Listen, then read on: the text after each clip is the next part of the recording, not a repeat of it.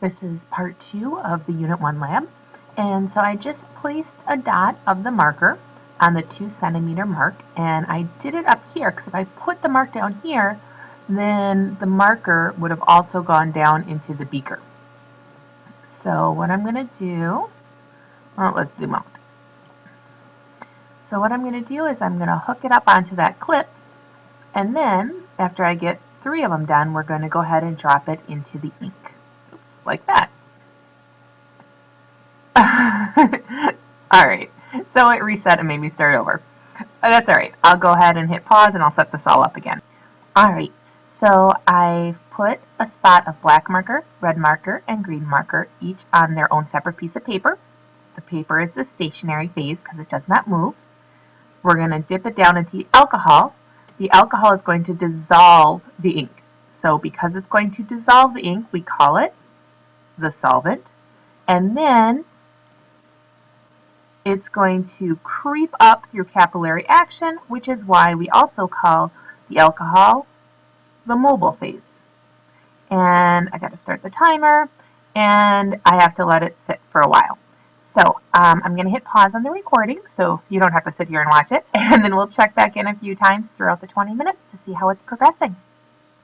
All right, so it's been going for about 5 minutes now, and you can see that what's happening to the ink. It's starting to spread out, and so that's because the alcohol that's in the beaker is also starting to crawl up and it's taking the ink with it. So we'll check back again in a little bit. Alright, so it's been about 10 minutes and you can see this gray line up here where my pointer finger is? That's how far the alcohol has crawled up through capillary action. So that's how far it's crawled up, and you can see that it's taking the marker with it. And you can see as well that there's some changes going on. And so we're going to let that go for another 10 minutes. So we'll go a total of 20 minutes, and then we'll come back and look at our results again. All right, so now it's been sitting for 20 minutes, and we can see we definitely have some differences than when we started. So I want to take it out of solution so that it stops crawling farther and farther up the paper. And we're going to do some measuring. So if we look at our paper, we want 2 to 3 observations. And then we want how far the ink traveled. All right, so let's do observations first. So this was the black ink. And we could say it started out as a dot of black ink, but then what color do we have first? We have some blue, and then it separates into some black, and lastly it separates into red. So we definitely had some separation of color, and that separation of color tells us that we did have a mixture.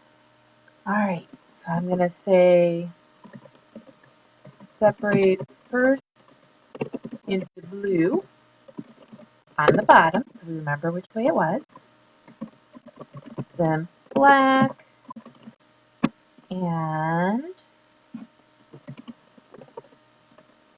then red at the top. Okay, and so let's just do all the colors right away. So red, what happened to the red one?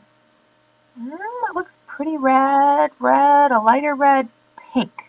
Okay, so darker red to pink. Alright, and then our last one is green. So what color was first? Looks like a bluish black. Blue, black, then blue, then what? Green. And last color would be yellow. So that's what we had. So we definitely have a mixture there too, separating it into different colors.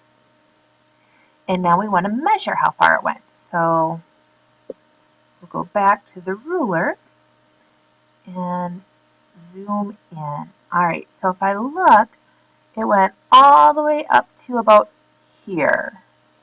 So this is 1 centimeter where my pointer finger is, 2, 3, 4, 5 centimeters, and 6. So did it go up past the 6 or is it below the 6 mark? So my finger's at the 6, it's below the 6 mark, and here's the 5, 5.5, a little bit more, so maybe about 5.8. All right, so it hit about 5.8 centimeter mark, but we started it at the 2 centimeter mark. So the total distance traveled equals how much? All right, kind of separate this out a little bit so we can see this a little better. So we started, it went up to the 5.8, but we can't count the first 2 centimeters because that's where it started, because we can only count from here, the starting point, up to here. We can only count that distance. We can't count the first 2 centimeters because we put the dot at the 2 centimeter mark. So 5.8 minus 2 equals 3.8 centimeters total traveled. All right, let's go ahead and do the next one. So that was the black one. And let's do the red one. And how high up did it go? 1, 2, 3, 4, 5, 6, 7, 8, 7.5. No, a little bit less, maybe about like 7.4. And it started at 2. So went up to 7.4, started at 2.0. So the total distance equals, how far did it go altogether? 5.4 centimeters. And there we go. And so now let's do the green one. And so our green one was the last one.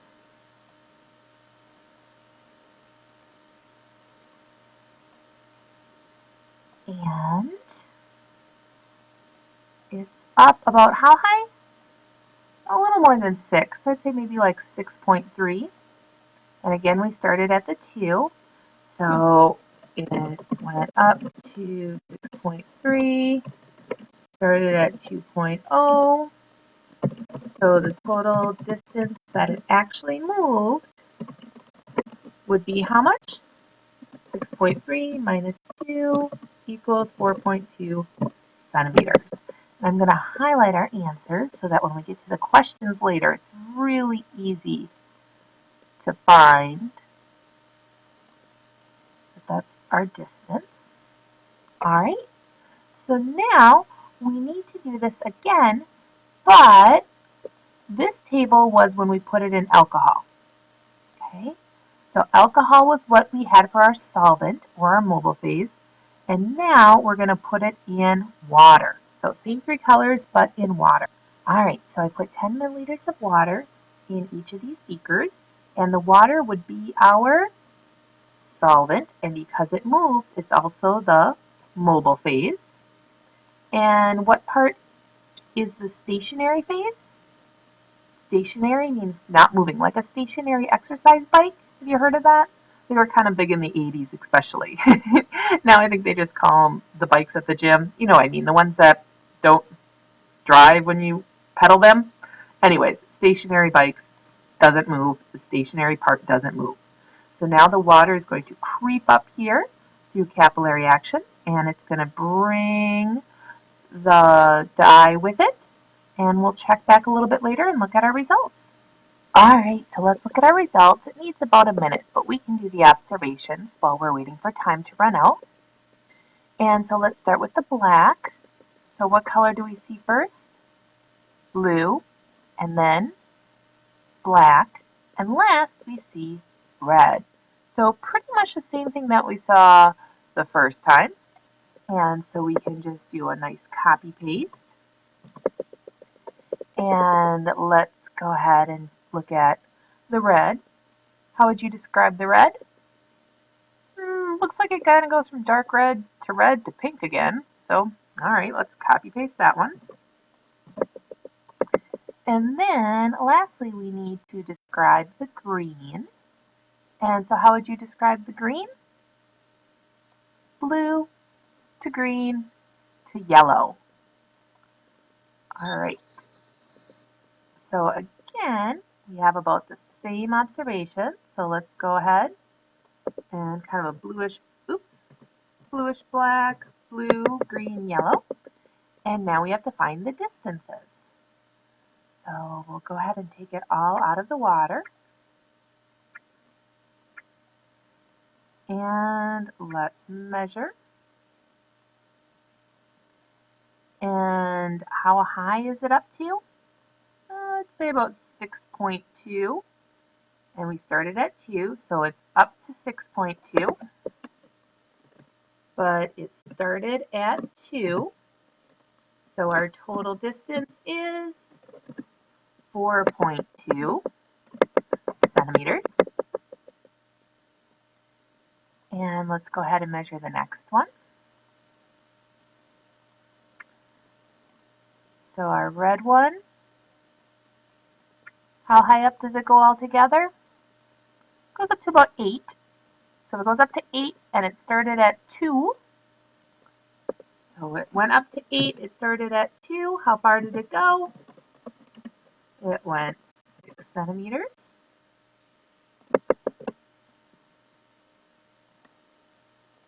And then lastly, we want to measure the green. And so let's grab the green one. And how high up did it go? About 6.7. So it went up to 6.7. So how far total did it travel? It traveled about 4.7 centimeters. All right. So now we need to do the same thing with water and alcohol. So 5 milliliters of each and vegetable oil as well. All right, well, guess what? If alcohol and water gave us the same results as far as observations, what would you expect when you put them together? It's going to give us the same observations. Now, were the distances the same both times? No. When did it go farther? When it was in water or alcohol? It went farther in water. So if we put these together, my guess is it would be somewhere in between. So we're going to go ahead and skip this box, and we're going to go right to putting it in vegetable oil. So I'm going to put it in vegetable oil and let it run, and we'll check out those. All right, so I'm getting set up, and I put my marker dot up at 2 centimeters. You don't put it lower, otherwise all the marker would also just go down into the beaker. And so now I'll do the green one. And how high up am I going to place the dot for the green one? Again, at 2 centimeters, because that's our starting point for all of them. And then we're going to go ahead and lower it. And this time you can see it's a different color because it's vegetable oil. And so I'm going to go ahead and lower that down and start the timer. And we'll check back in a little while with our results. All right, as we finish this one up, what's the first thing that you notice about these compared to the other ones? Well, they definitely did not spread out as much, did they? And if we look, the oil has only made it up this high. Well, think about that. Does that make sense? That the oil wouldn't travel as much as water? Is oil thicker or thinner than water? It's a lot thicker. And so it's going to go more slowly. So it didn't even make it all the way up here like the water and alcohol did, and therefore it couldn't cause the marker to move as much. So do you think oil is a good solvent to use for this chromatography? I would have to say no, because it didn't travel very far. All right, so let's get our observations. And for the black one, it just spread out a little bit and still looks black. How about the red? Spread out a little bit lighter red. What about the green? Looks dark at the bottom and a little bit lighter green on top. So let's fill those in.